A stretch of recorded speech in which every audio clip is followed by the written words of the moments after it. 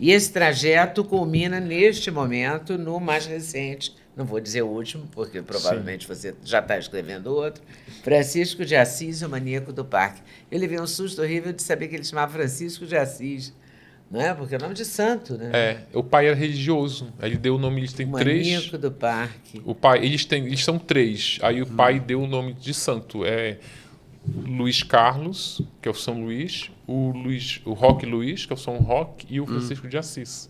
A Francisco santidade de dele Assis. ficou só no nome Um mesmo. homem feio, que, na minha opinião, esquisito e tal, e que seduzia mulheres, né? Levava as mulheres para um parque, E né? com uma capacidade muito impressionante, porque ele conhecia no ônibus, né? Já No ônibus, rapidinho, em metrô. poucos E minutos, ele ia conseguia. na mosca, quer dizer, ele ia nas mulheres, essas mulheres que acreditariam nele, né? Sim. Que cairiam na lábia dele.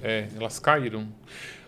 Sabe quando eu comecei a pesquisar e a já pensar em estruturar o livro, eu fiquei com algo me martelava na cabeça, que era o seguinte: eu não posso escrever um livro de forma alguma em que eu culpe essas mulheres pelo que aconteceu. E assim, a narrativa leva para isso. Inclusive, quando eu li os depoimentos das mulheres que sobreviveram, porque, tipo, ele matou 7, mas ele levou cerca de 200 mulheres. Muitas mulheres... 200? Sério? Em 2 Ele anos. matou 7, mas ele dizia que matou 9, né? Ele diz que matou Mas há 9. 2 que não se conseguiu provar. Na verdade, até provaram, mas por uma estratégia eles resolveram tirar, porque quando você não tem uma investigação muito boa e tem outras boas, essa ruim pode contaminar, então tiraram. Uma seleção, Agora, né? Ledo, o que acontece é o seguinte, no caso dele, as mulheres que sobreviveram, porque assim, ele convidou mulher na rua e mulher não aceitou, ele convidou mulher que aceitou, chegou lá no parque, não entra, porque ele entrava por um buraco no muro, não era pela... Chegou lá, não vou entrar nesse buraco que dá para uma mata. Tinha mulher que entrava lá e ele desistia. Não, eu fui com a tua cara, mas não aceita mais convite de ninguém, não, ele era cínico. Teve mulher que foi lá e tentou matar e sobreviveu. Teve mulher que fingiu de morta. Teve mulher que ele atacou e a mulher fugiu no meio do ataque. Ou seja, tem uma variante. Assim, ele matou realmente 9. Tinham 9. No santuário que ele construiu lá, tinham 9 corpos. Na verdade, eram 7 corpos e 2 ossadas. Agora, eu escolhi para não caracterizar, porque, por exemplo, no juiz, como eu estava contando, as mulheres que sobreviveram, que elas foram... Ele também tem condenação. A pena dele é de 285 anos, porque tem muita condenação por estupro, tentativa de Acho estupro. que ele vai sair em 2028. É porque 30 anos, né, o porque máximo. Tem isso. E aí, essas mulheres, quando elas foram para o tribunal, juiz, advogado, e não é advogado de defesa dele, não, tipo, assistente de acusação, promotor, pergunta para as mulheres assim, mas... E aí você recebeu o convite no metrô e você foi para o parque. Foi para o parque fazer o quê? Ele disse que ia fazer um ensaio fotográfico. Mas aí quando você chegou lá, eu vi lá que era um buraco estranho. E você entrou? Aí eu entrei. Você entrou por quê? Ela fica, não sei. Foi pelo dinheiro? Foi pelo dinheiro. Mas aí é o seguinte, quando você fala foi pelo dinheiro, não é simplesmente pelo dinheiro. Ele tinha dinheiro? Não, ele falava prometia, que tinha, né? prometia. Tá. O que eu percebi era o seguinte, ele era tão... Quando eu li o primeiro, essa pergunta que você fez, o delegado fez para ele no inquérito, só que ele faz, literalmente a pergunta dele é assim, logo que ele foi preso, Francisco, tu é um homem feio pra caramba, e o que tu fazia para levar essas bonitas? Que lábia é essa que você tem, que você levava essas mulheres pro parque? Foi uma das primeiras coisas que eu li na pesquisa. Aí ele responde assim, olha, eu tenho o dom de identificar na rua mulheres que estão com a autoestima baixa. Aí ele, para, né, de essa conversa fiada. E aí ele fala, como é isso? Ele fala, olha, essas mulheres, elas andam olhando pro chão e com os ombros arqueados. Quando eu li isso, eu falei, como é que alguém cai nessa... Só que quando eu fui conversar com as mulheres... Não, faz todo sentido, cara, essa coisa de comunicação não verbal, sim, né? Das áreas de leitura, de aí, meu amigo, eu vi que comportamento. como ele realmente ele desenvolve... Porque o maníaco, ele saía de casa... As pessoas saem de casa para trabalhar, para estudar, ele saía para fazer isso. Então, ele entrava no metrô, descia dos vagões, sabe, olhando. Às vezes, ele estava parado na estação, o metrô, né, parava do lado dele, ele olhava aquela mulher lá com aquela cara triste, ele pegava e entrava para... E aí, ele também, além dele ter esse dom, isso fica provado no livro, ele escolhe vítimas a dedo. Por exemplo, uma vítima X, que está no livro. Esta mulher, ela era do sertão do Nordeste. E aí ela trabalhava na roça com os pais, numa plantação de feijão. E aí o sonho dela era vir para São Paulo, aliás, com a maioria dos nordestinos tentar a vida em São Paulo.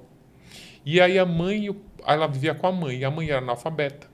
Era numa época em que telefone fixo era uma coisa absurda de cara que o pobre não tinha. E aí ela veio para tentar a vida em São Paulo. Nessas condições, nesse cenário, ela acaba virando uma mulher invisível aqui em São Paulo. Como ela diz, eu não tinha como mandar uma carta para meus pais porque não sabiam ler. Telefone, tipo, não tinha nem vizinha do lado para chamar.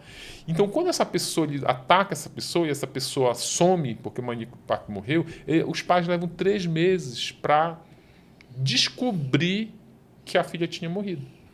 Que a filha está desaparecida, sabe? Então, ele vai nessas vítimas, que aí é fácil.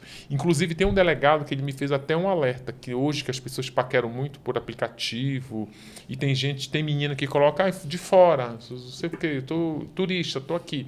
A pessoa que está atrás desse tipo de vítima vai em cima dessas pessoas. Por quê? Porque essas pessoas não tem alguém para procurar por elas logo de imediato.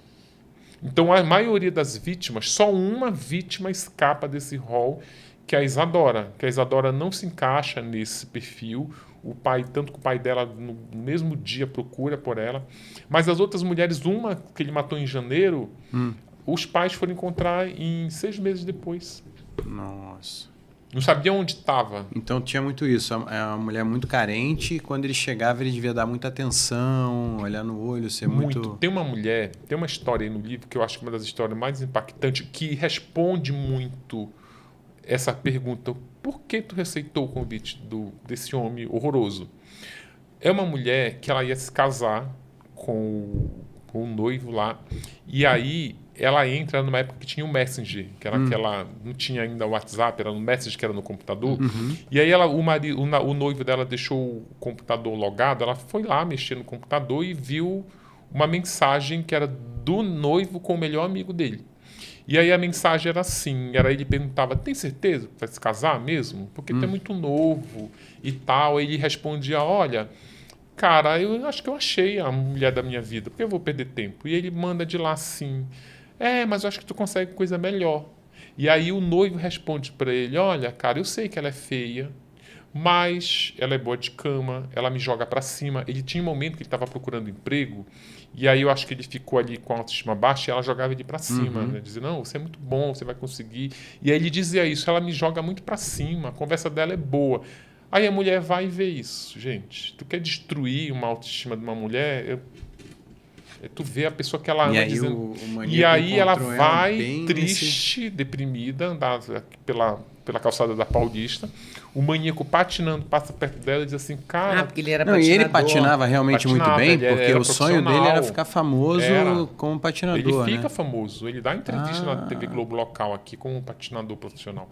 E aí ele cruza com essa mulher dizendo, cara, tu é a mulher mais bonita do que eu vi hoje. Pô, a mulher acabou de ver.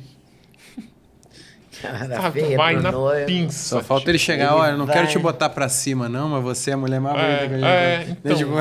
Então, essa mulher, no mínimo, ela não tá alegre na rua, né? Ela não tá andando alegre na rua, então... devia estar olhando pra baixo, e ele transava com essas mulheres? Ele gostava de mulher ou ele era homossexual? Então, eu não consigo definir qual é a orientação sexual dele. Algumas especialistas, depois que leram o livro, falam... O lance do maníaco é o seguinte, segundo os laudos... Ele transava com essas moças? Não transava.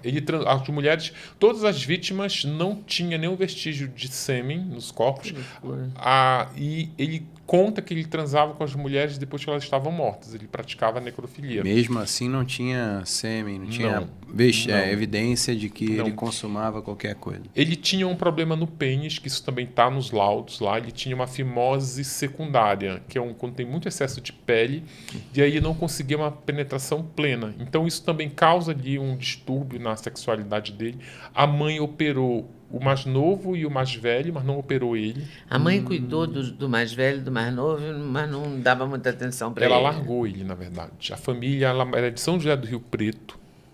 E aí eles viajam para São Paulo, se mudam para São Paulo e deixam ele para trás. E ele vai morar com um avô que é satanista, que fazia sacrifício de animal, que induziu um tio ao suicídio porque o demônio estava lá. A família dele era totalmente disfuncional porque ele tem dentro do seio familiar um tio-avô que engravidou a própria filha e a mãe aceitou. Nossa. E aí esse tio satanista, o avô satanista foi lá e disse, olha, vai nascer o bebê do demônio aí, tipo, então tem que matar ou a criança ou matar o pai. É nesse universo que ele cresce. Mas será que esse podcast é um oferecimento da Doctors First, que é a marca de suplementos que a gente usa e recomenda? São os melhores ingredientes, várias fórmulas autorais. Tudo com alta qualidade, com muitos selos, magnésio, Ultra Vision para melhorar a sua visão, colágeno, que todo mundo a partir dos 20 anos precisa. Glutamaster para imunidade, saúde do intestino. Ômega 3, fundamental. DK2, que é a vitamina K2, é o GPS do cálcio. Vitamina D3 também para a saúde. O Glutamaster. É isso. Não pode perder. Lembrando, o QR Code vai estar na tela aqui para você conhecer mais. Mais 5% de desconto com o cupom LEDA5. Ou Duda5. E o link está na descrição. Valeu!